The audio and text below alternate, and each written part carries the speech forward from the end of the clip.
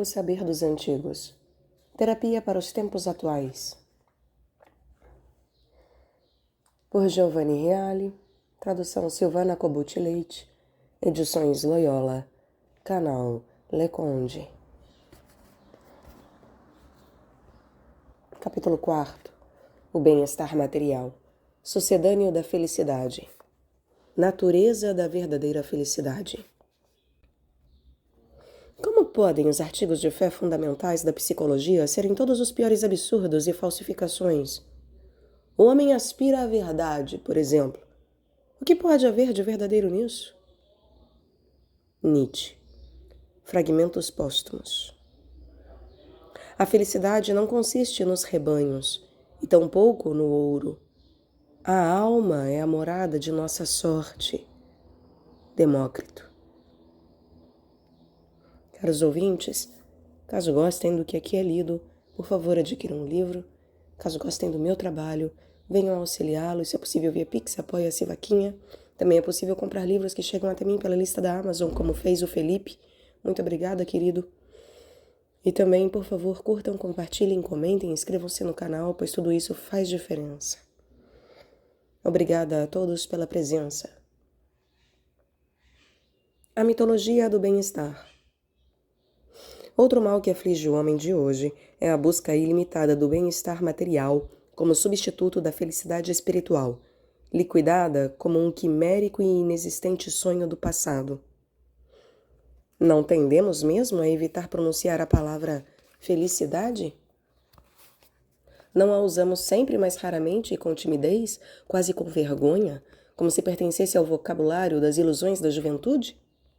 Ou seja, há aquelas ilusões que o homem racional maduro não tem mais o direito de manter? Portanto, aquela que outrora se denominava felicidade deixa o plano espiritual e retrocede ao plano material e físico. Ela consistiria exclusivamente em poder desfrutar o maior número possível de bens materiais e no envolvimento do maior número possível de pessoas nessa fruição. Mas será que é mesmo assim? Na verdade, a equação felicidade igual bem-estar material está longe de ser ponto pacífico. É certo que o homem de hoje não quer renunciar ao bem-estar, mas depois de ter experimentado amplamente tudo o que foi produzido pela mentalidade tecnológico-praxista, ele se deu conta de que esta traiu suas promessas. Graças à técnica, ainda temos à nossa disposição uma quantidade e variedade de bens materiais que no passado a humanidade não só nunca teve, mas jamais imaginou poder ter, nem mesmo em seus sonhos mais ousados. E, contudo, nunca nos sentimos tão insatisfeitos. O que terá acontecido, na verdade? Aconteceu que a abundância dos bens materiais, em vez de preencher o homem, o esvaziou. Minou e, portanto, comprometeu sua consistência e densidade moral. Morin cunhou a esse respeito a fórmula do mal-estar ou mal da civilização. Os grandes progressos promovidos pela tecnologia atomizaram os indivíduos, fizeram com que se perdessem as antigas solidariedades que ligavam os homens, e não apenas não produziram novas, mas as substituíram por pseudo-solidariedades burocrático-administrativas, tristemente anônimas. Vamos ler uma de suas belas páginas, abre aspas. A cidade das mil luzes, que oferece variedade e liberdade, torna-se também uma cidade tentacular, cujos vínculos, como a rotina casa, escritório e metrô, sufocam a existência, e em que os estresses acumulados esgotam os nervos. A vida democrática regride. Quanto mais os problemas adquirem uma dimensão ética, mais fogem à competência dos cidadãos em benefício dos especialistas. Quanto mais os problemas se tornam políticos, menos os políticos conseguem integrá-los em sua linguagem e em seus programas. O homem produtor é subordinado ao homem consumidor. Este é o produto vendido no mercado, e este último a forças libidinosas cada vez menos controladas, naquele círculo vicioso em que se cria um consumidor voltado para o produto, e não apenas um produto dirigido ao consumidor. Uma agitação superficial toma conta dos indivíduos, no momento em que conseguem escapar dos vínculos escravizadores do trabalho. O consumo desregrado torna-se hiperconsumo bulímico, que se alterna com as dietas feitas de privações. A obsessão dietética e a obsessão pela forma multiplicam os medos narcisistas e os caprichos alimentares. Mantém vivo o culto dispendioso das vitaminas e dos oligoelementos. Nos ricos, o consumo torna-se histérico, maníaco pelo standing, pela autenticidade, pela beleza, pela cor pura, pela saúde. Eles dominam as vitrines, os grandes magazines, as grandes revistas, os pequenos mercados de pulgas. A mania das frivolidades torna-se mania das ninharias. Fecha aspas. Mas a mania das ninharias tem seu preço. A transformação do trabalho de meio em fim. Um século antes de Morin, Nietzsche captara o mecanismo perverso que leva àquele tipo de histeria. Abre aspas. É preciso trabalhar, se não por gosto, pelo menos por desespero, porque, feitas as contas, trabalhar é menos tedioso do que se divertir. Fecha aspas. O efeito de tudo isso é o chamado mal da civilização. Sua natureza ambígua é descrita desta forma nas páginas de Terra Pátria de Edgar Morin e Anne-Brigitte Kern. Abre aspas. É muito difícil reconhecer a verdadeira natureza do mal da civilização, dadas todas as suas ambivalências, suas complexidades. Precisamos ver seus subsolos minados, as cavernas, os abismos subterrâneos, juntamente com o desejo de viver e a luta surda e inconsciente contra o mal. Precisamos ver o conjunto de desumanização e reumanização. Precisamos ver as satisfações, as alegrias, os prazeres, as felicidades, mas também as insatisfações, os sofrimentos, as frustrações, as angústias, as infelicidades do mundo desenvolvido, que são diferentes, mas não menos reais, que as do mundo subdesenvolvido. O que luta de modo vital contra as forças de morte dessas civilizações também faz parte desta civilização. As neuroses que ela provoca não são apenas um efeito do mal, são também um compromisso mais ou menos doloroso com o mal para não ser devorados por ele. As reações ao mal são insuficientes? O mal se ampliará? De todo modo, nossa civilização não pode mais ser considerada uma civilização que tenha alcançado um patamar de estabilidade. Depois de ter liberado incríveis forças criativas e depois de ter desencadeado inacreditáveis forças destrutivas, a nossa civilização se encaminha para a sua destruição ou para a sua metamorfose? As raízes nihilistas do mal-estar da civilização. O esquecimento da felicidade e a substituição desta pela fruição dos bens de consumo produzidos pela técnica têm raízes no nihilismo. Ainda uma vez, um fragmento de Nietzsche é exemplar, por sustentar que o homem não aspira à felicidade, que é uma ilusão, aliás, uma falsificação, mas à potência. Abre aspas. Como podem os artigos de fé fundamentais da psicologia ser todos os piores absurdos e falsificações? O homem aspira à verdade, por exemplo. O que há de verdadeiro nisso?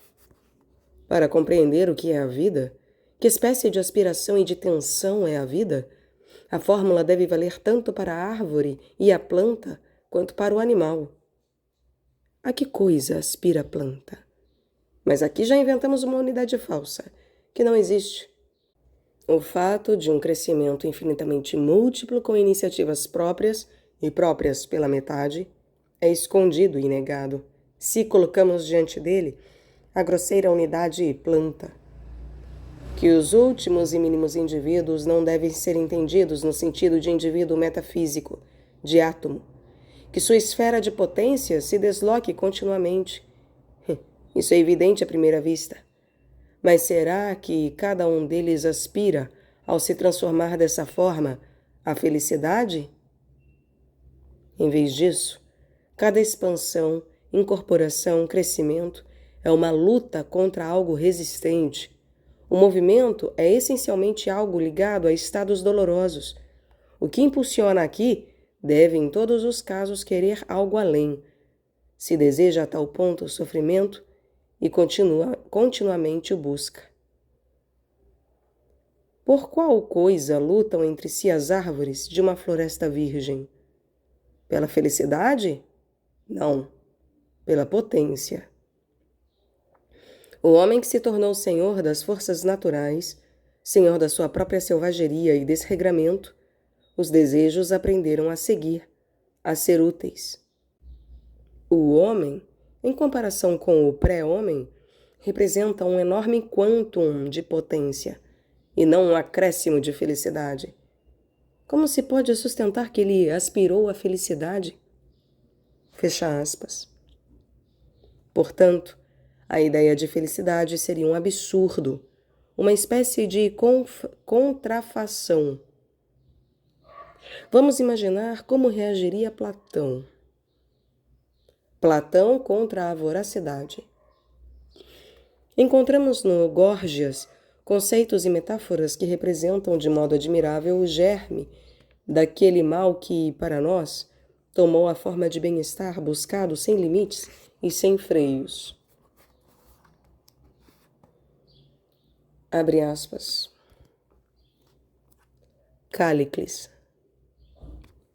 Mas, caro Sócrates, a verdade que tu dizes procurar é esta: o desregramento, a devassidão e a liberdade, quando encontram condições favoráveis, constituem a virtude e a felicidade. Tudo o mais não passa de ouropéis, convenções dos homens contra a natureza, palavrórios que não valem absolutamente nada. Sócrates. Cállicles. Enfrentaste este discurso de modo verdadeiramente franco e corajoso. Acabas de expressar com clareza o que os outros certamente pensam, mas não querem dizer. Por isso te peço que não desistas de forma alguma, a fim de se esclarecer efetivamente como devemos viver. Dize-me. Afirmas que não precisamos refrear as paixões, se desejamos viver como se deve, mas que, deixando-as crescer o mais possível, devemos empregar todos os meios para satisfazê-las. E que justamente nisso consiste a virtude, não? É o que digo. Portanto, não é verdade que os que não precisam de nada são felizes. De fato, as pedras e os mortos, desse modo, seriam os mais felizes. Mas, se é como dizes, a vida é terrível. E eu não ficaria admirado se Eurípides tivesse razão ao dizer: quem pode saber se viver não é morrer, se morrer não é viver? Talvez estejamos realmente mortos. Já ouvi até sábios dizerem que nós agora estamos mortos e que o corpo é para nós uma tumba, e que esta parte da alma em que se encontram as paixões é suscetível a seduções e a mudar facilmente de direção para um lado e para o outro. E um homem engenhoso, um sículo ou talvez um italiota, falando por imagens, deu a esta parte da alma o nome de barril, por ser seduzível e crédula, e deu aos não iniciados o nome de insensatos. E disse que a parte da alma desses insensatos, na qual residem as paixões, a qual não tem regras nem limites, é como um barril furado, pretendendo representar assim sua insaciabilidade. E, ao contrário do que dizes, Cállicles, esse homem demonstra como, dentre os que estão no Hades, é assim que ele chama o invisível, os mais infelizes são os não iniciados, e como são obrigados a levar água ao barril furado, com um coador igualmente furado. O coador, segundo aquele sábio, como afirmava quem me contou este fato, é a alma. Ele comparava a alma dos estultos a um coador por ser como que furada, por não ser capaz de reter nada devido à sua incredulidade e falta de memória. Essas imagens são certamente um pouco estranhas, mas expressam bem o que desejo demonstrar-te, a fim de te convencer, se possível, a mudar de opinião, e a escolher, em lugar da vida intemperante e desregrada, a vida moderada que está sempre satisfeita e contente com o que tem. Mas será que conseguirei persuadir-te, de algum modo, a mudar de opinião e fazer com que acredites que os homens moderados são mais felizes que os dissolutos? Ou então mesmo que te contasse muitos outros mitos como esse, ainda assim, não mudarias de opinião? Tua última afirmação, Sócrates, é a verdadeira. Pois bem, gostaria de citar uma outra imagem proveniente da mesma escola. Tenta refletir sobre os dois tipos de vida, a do moderado e a do dissoluto, se julgas que podes compará-las às condições de dois homens, cada um dos quais tem muitos barris, sendo que um deles os tem em bom estado e cheios, respectivamente alguns de vinho, outros de mel, outros de leite e muitos outros de diversos líquidos, e que os líquidos contidos em cada um desses barris são todos preciosos e difíceis de encontrar. Pois bem, o dono, depois de ter enchido os barris, não precisaria mais verter neles nenhum outro líquido, nem se preocupar com eles, mas poderia ficar tranquilo.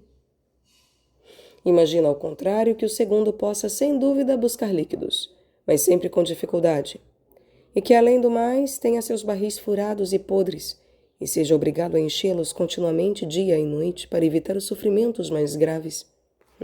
Muito bem. Se essa é a vida de cada um deles, dirias que é mais feliz a vida do intemperante ou que, ao contrário, é mais feliz a vida do moderado?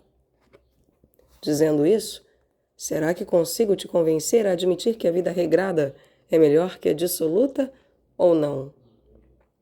Não consegues não, Sócrates.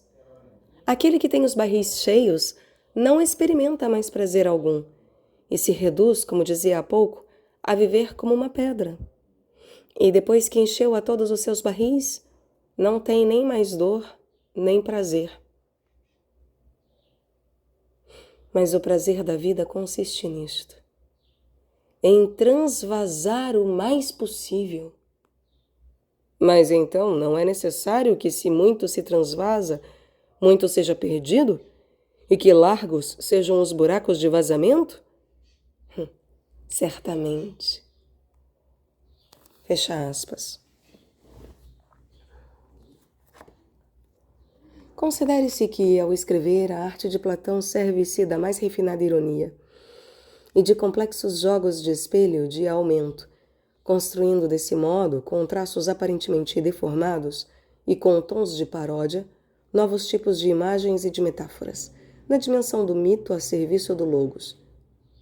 Para compreender corretamente uma mensagem tão estratificada, o leitor deve procurar entrar em correto círculo hermenêutico, pelo menos intuitivamente, esforçando-se por esquecer por um instante os estereótipos expressivos a que nos habituou nossa cansada modernidade. Pois bem, o homem do consumismo exagerado, que vive para o hic e para o nunc, para o aqui e agora, que busca satisfazer todos os seus desejos, devorando tudo e tentando ter cada vez mais, é até profeticamente representado com a emblemática imagem da tarambola, que é uma ave caradriiforme, à qual pertencem também as gaivotas, as narcejas e outras, também conhecida como maçarico. Nota do tradutor. Então, mais uma vez, o homem do consumismo exagerado, que vive para o agora, para o aqui e agora, que busca satisfazer todos os seus desejos, devorando tudo e tentando ter cada vez mais, é até profeticamente representado com a emblemática imagem da tarambola, uma determinada ave. Trata-se esta ave de um estranho pássaro. Não está em nenhum manual de zoologia. Ele é supostamente muito voraz, que come e evacua sem parar. É certamente uma imagem de efeito irresistível, pois traduz de forma paródica e mordaz a ideia da alma furada. Então, como se dizia, Será que não corre o risco de ser uma verdadeira tarambola, o homem do praxismo exacerbado e do tecnicismo hipertrófico, que deseja satisfazer todos os seus desejos sem nenhum limite? Voltemos às páginas do Górgias. Abre aspas. Mas a vida de que falas é a de uma tarambola, bem diferente da de um morto ou de uma pedra. Dize-me uma coisa.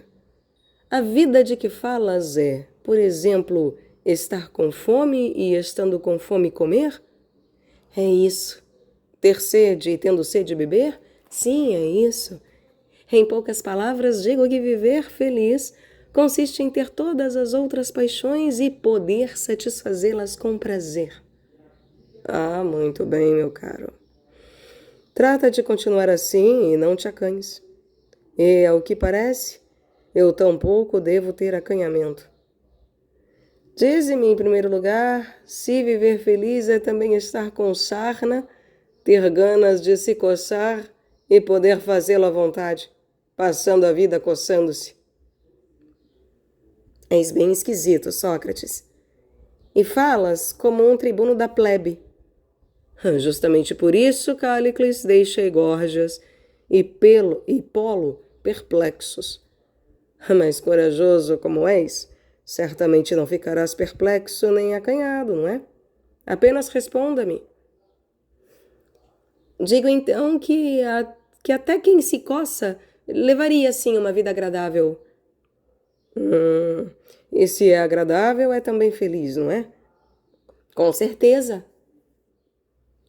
Talvez só a cabeça coce. Ou será que preciso fazer-te ainda outras perguntas? Imagina, Cállicles. Imagina, Cállicles. O que responderias se alguém te perguntasse sobre cada uma das outras partes do corpo, hein? Feitas as contas, para terminar, será que a vida dos desavergonhados não é assustadoramente torpe e desgraçada, hein? Ou terias o atrevimento de dizer que eles são felizes, desde que tenham em abundância tudo o que precisam para satisfazer suas necessidades? Não te envergonha, Sócrates, de levar a conversa para esse lado? Sou eu que o faço, nobre senhor. Ou, ao contrário, é aquele que afirma sem pejo que são felizes os que têm prazer, seja ele qual for, sem fazer distinção entre prazeres bons e prazeres ruins, é? Dize-me ainda uma coisa. Afirmas que prazer e bem são a mesma coisa? Ou há algum prazer que não é bom? Digo que são a mesma coisa, porque se o negasse, meu discurso seria incoerente. Fecha aspas. A descrição platônica que no final se mostra extremamente mordaz, mas de extraordinária verdade, revela, portanto, como a raiz do mal que estamos discutindo já estava presente também na antiguidade e consistia no hedonismo desenfreado. A cultura praxístico-tecnológica fez com que ela crescesse enormemente, mas suas conotações são as mesmas e, portanto, a terapia poderia ser a mesma. Para que ela fique mais clara, proponho uma breve recapitulação da articulação da antiga entre aspas, noção de felicidade. Nela encontraremos o sentido daquela justa medida que nosso mundo nihilista perdeu, condenando-se àquele tipo de instabilidade que as páginas de Terra Pátria tão bem denunciaram. Os pré-socráticos e a felicidade. O termo grego que indicava o que nós chamamos felicidade era eudaimonia. Originalmente, eudaimonia significava ter um bom gênio protetor. Vem de daimon, né? Do qual se considerava que dependia uma vida próspera. Mas já antes de Platão, os pensadores gregos haviam interiorizado e espiritualizado profundamente essa concepção, vinculando-a estreitamente à natureza do homem, sobretudo à sua psique. Heráclito já esclarecia: o caráter moral é o demônio do homem. Mais uma vez, lembremos, o que se quer dizer aqui com demônio não é o mesmo que cristianamente hoje conhecemos como esta palavra, e sim como daimon, sendo daimon esse gênio protetor. Mais uma vez, Heráclito já esclarecia que o caráter moral é este gênio protetor do homem, é o demônio ou daimon do homem. E Heráclito também explicava claramente que a eudaimonia, ou seja, ser felizes, não consiste nas coisas que se tem e no bem-estar material. Se a felicidade consistisse nos prazeres do corpo, deveríamos considerar felizes os bois quando encontram o que comer. Isso significa relacionar a felicidade das partes físicas àquele todo metafísico de que falamos acima, que no caso específico do homem, consiste em sua alma. Demócrito também explica este conceito. A felicidade não consiste nos rebanhos, e tampouco no ouro. A alma é a morada da nossa sorte.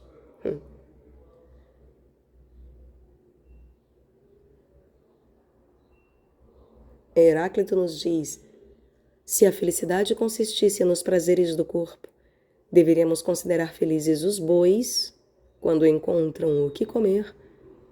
E Demócrito nos diz: a felicidade não consiste nos rebanhos, e tampouco no ouro. A alma é a morada da nossa sorte. A mensagem de Sócrates.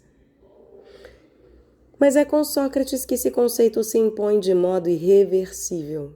E sua mensagem poderia ser resumida nesse lema: se queres ser feliz, cuida de tua alma. Se queres ser feliz, cuida de tua alma. Para o homem helênico, a felicidade estava ligada a arete, palavra que traduzimos por virtude, mas que na língua grega abrange uma área conceitual mais ampla. Para o grego, efetivamente, a arete-virtude consiste na plena manifestação da essência de algo, isto é, na plena realização daquilo que torna uma coisa válida, seja ela qual for. Pode-se, portanto, falar de virtude de um animal, de uma planta ou de um objeto. A virtude do homem em sentido grego é, pois, a plena e perfeita manifestação daquilo que ele é e daquilo que o torna válido. O verdadeiro bem para o homem, nesse sentido, só pode ser a virtude de sua alma, a perfeita realização do seu logos. Só daqui pode derivar todo o bem e, portanto, a felicidade. A virtude do homem, em sentido grego, é, pois, a plena e perfeita manifestação daquilo que ele é e daquilo que o torna válido. O verdadeiro bem para o homem, nesse sentido, só pode ser a virtude de sua alma, a perfeita realização do seu logos. Só daqui pode derivar todo bem e, portanto, a felicidade. Assim falou Sócrates diante de seus juízes. Citamos, obviamente, a Apologia de Platão. Abre aspas. Em comparação com os males que sei que são realmente males, jamais ocorrerá que eu tema ou fuja das coisas que não sei se são realmente boas. Portanto, mesmo se agora me fizesseis sair do cárcere, não cedendo a Ânito, que aliás considerava que ou não seria preciso desde o princípio trazer-me aqui, ou a partir do momento em que aqui estivesse, não seria possível deixar de me condenar à morte, afirmando que, se conseguisse evitar a condenação, imediatamente vossos filhos, seguindo os ensinamentos de Sócrates, teriam sido corrompidos em tudo e por tudo, e, contrariamente ao que ele afirmava, me dissesseis: Sócrates, não daremos crédito a Ânito e te faremos sair da prisão, contanto que não mais te ocupes destas investigações e deixes de fazer filosofia, pois se continuares ligado a essas coisas morrerás. Se com isso, como dizia, me fizesseis sair da prisão sob tais condições, então eu vos diria: cidadãos atenienses, sou-vos grato e vos amo, mas prefiro obedecer aos deuses e não a vós. e enquanto eu respirar e conseguir fazê-lo, não deixarei jamais de filosofar, de vos exortar e de vos fazer entender sempre, seja quem for que venha à minha presença, dizendo-lhe como é meu costume: querido amigo, tu que és ateniense, cidadão da maior e mais famosa cidade por sua sabedoria e seu poder, não te envergonhas de te preocupares com as riquezas para ganhar o mais possível e com a fama e as honrarias, em vez de te preocupares com a sabedoria, a verdade e com tua alma, de modo que se torne cada vez melhor? E se algum de vós protestar e se recusar a se preocupar com isso, não o deixarei em paz, nem seguirei tranquilamente o meu caminho, mas o interrogarei, o examinarei e o confutarei. E se perceber que ele é desprovido de virtude, se não tem palavra, eu o reprovarei, pois não está nem um pouco preocupado com as coisas mais importantes, ao passo que dá muito valor às que nada valem. E farei essas coisas com quem quer que encontre, seja jovem ou velho, forasteiro ou cidadão, mas especialmente convosco, cidadãos, pois me sois mais próximos por nascimento. É justamente isso, como bem sabeis, que me manda o Deus. E não creio que exista para vós na cidade bem maior do que esse meu serviço ao Deus. Estou tentando apenas convencer-vos, aos mais jovens e mais velhos, de que não deveis preocupar-vos com os corpos, com as riquezas ou com alguma outra coisa antes de vos preocupardes primeiramente com a alma, de forma que se torne o melhor possível, afirmando que a virtude não nasce das riquezas, mas da própria virtude vem aos homens as riquezas e todos os outros bens, tanto privados como públicos. Se, portanto, ao afirmar isso, eu corrompesse os jovens, então isso seria prejudicial. Mas se alguém disser que digo outras coisas que não essas, estará mentindo. Portanto, cidadãos atenienses, devo dizer-vos que, dando atenção a Ânito ou não, absolvendo-me ou não, jamais farei outra coisa, nem que tenha que morrer muitas vezes. Fecha aspas. Comparando a própria atividade com a do atleta que participa das Olimpíadas e vence as competições, e por isso recebe o prêmio de ser nutrido no Pritaneu, às expensas do Estado, Sócrates não hesita em dizer: esse homem faz com que vos sintais felizes. Eu, porém, faço com que o sejais. Esse homem, o das Olimpíadas, faz com que vos sintais felizes. Eu, porém, faço com que o sejais. A felicidade como harmonia da alma. Platão completa a perspectiva socrática repensando e aprofundando o conceito pitagórico de felicidade como harmonia da alma e, portanto, como justa medida da justiça. Em outra passagem do Górgias, ele mostra que a injustiça é o maior dos males e a justiça o maior bem, com as consequências que tudo isso comporta. Abre aspas. Polo. É realmente difícil refutar-te, Sócrates, mas até uma criança poderia demonstrar-te que estás enganado. Sócrates. Eu seria muito grato a essa criança, e também a ti, se me refutares, e se me livrares da minha tolice.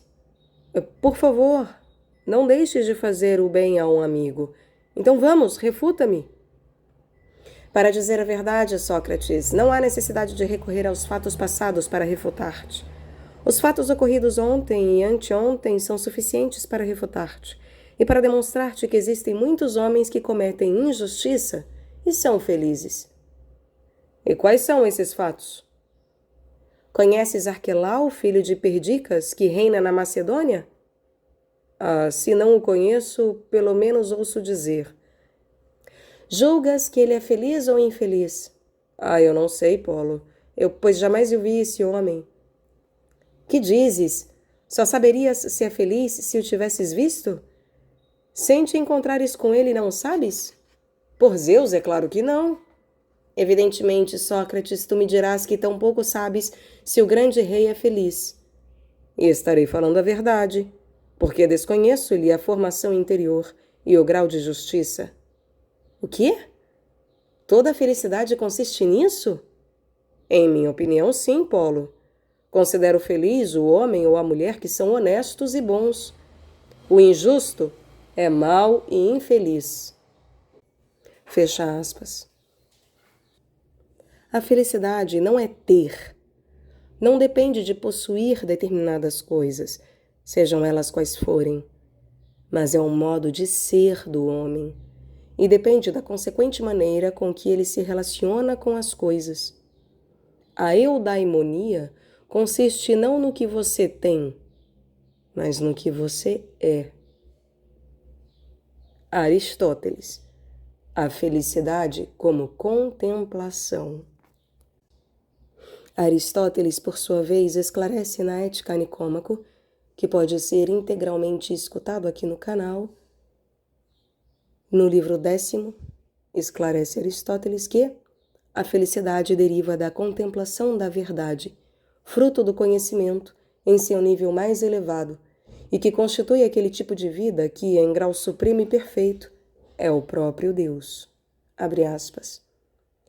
Se reconhece que a atividade do intelecto se distingue por dignidade na medida em que é uma atividade teorética, se não visa a nenhum outro fim além de si mesma, se tem o prazer que lhe é próprio, e este contribui para intensificar a atividade, se, enfim, em conexão com essa atividade manifesta-se o fato de ser autossuficiente, de ser uma espécie de lazer, de não produzir cansaço, o tanto que é possível a um homem e o tanto que se atribui ao homem feliz, então, por consequência, esta será a perfeita felicidade do homem, quando abranger toda a duração de uma vida, uma vez que não há nada de incompleto entre os elementos da felicidade. Mas uma vida como essa será demasiado elevada para o homem, pois ele não viverá assim como o homem, mas na medida em que há nele algo de divino. E quanto mais esse elemento divino supera a variada natureza humana, tanto mais sua atividade supera a atividade conforme ao outro tipo de virtude. Se, portanto, comparado ao homem, o intelecto é uma realidade divina, também a atividade segundo o intelecto será divina em comparação à vida humana. Mas não se deve dar crédito aos que aconselham o homem, por ser homem imortal, a limitar-se a pensar coisas humanas e mortais. Ao contrário, na medida do possível, precisamos nos comportar como se fôssemos imortais e fazer de tudo para viver de acordo com a parte mais nobre que existe em nós. De fato, embora a sua massa seja pequena, seu poder e seu valor a tornam muito superior a todas as outras coisas. Fecha aspas. E ainda abre aspas. Assim, a atividade de Deus, que se sobressai por sua beatitude, será contemplativa, e por conseguinte a atividade humana, que lhe é mais afim, será a que produz a maior felicidade. Comprova-o fato de todos os outros animais não participarem da felicidade por serem totalmente desprovidos desse tipo de atividade. Para os deuses, de fato, toda a vida é feliz, ao passo que para os homens o é na medida em que lhes compete uma semelhança qualquer com aquele tipo de atividade. Ao contrário, nenhum dos outros animais é feliz, porque não participa de nenhum modo da contemplação. Em consequência, quando se amplia a contemplação, também se amplia a felicidade. E os que se dedicam mais à contemplação também são mais felizes, não por acaso, mas justamente em virtude da contemplação, porque ela tem valor em si mesma. Consequentemente, a felicidade será uma forma de contemplação. Fecha aspas. A felicidade segundo as filosofias da era helenística e imperial. Sócrates já formulara esta concepção paradigmática.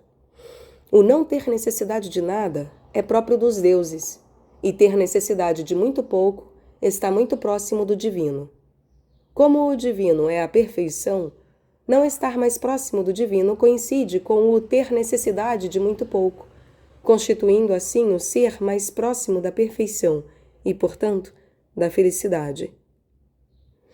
Consequentemente, O procurar não ter necessidade de nada, que comporta não ter necessidade nem das coisas, nem dos outros, ou pelo menos de precisar deles o menos possível, e a capacidade de impor limites às várias necessidades do homem, tornam-se os temas dominantes da era helenística e da imperial, e são expressos nas formas mais variadas e belas.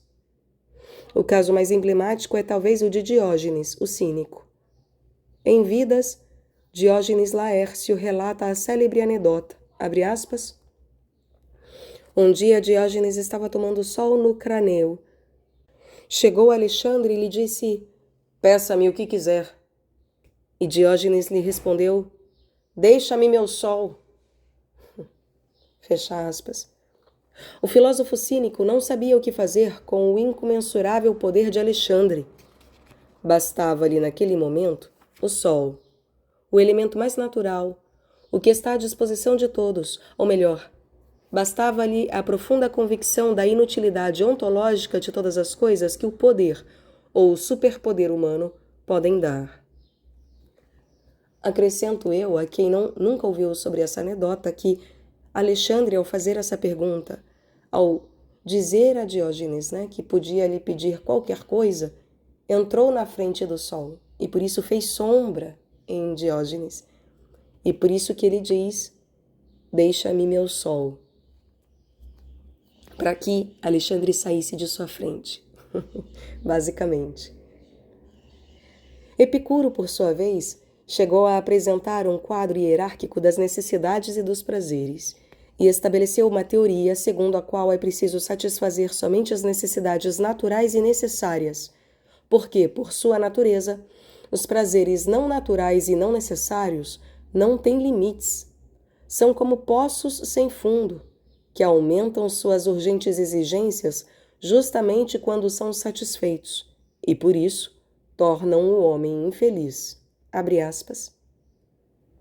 Aquele que não se contenta com o que é suficiente, não se contenta com nada. Fecha aspas. E o homem contemporâneo parece mesmo ter caído nessa espécie de círculo moral.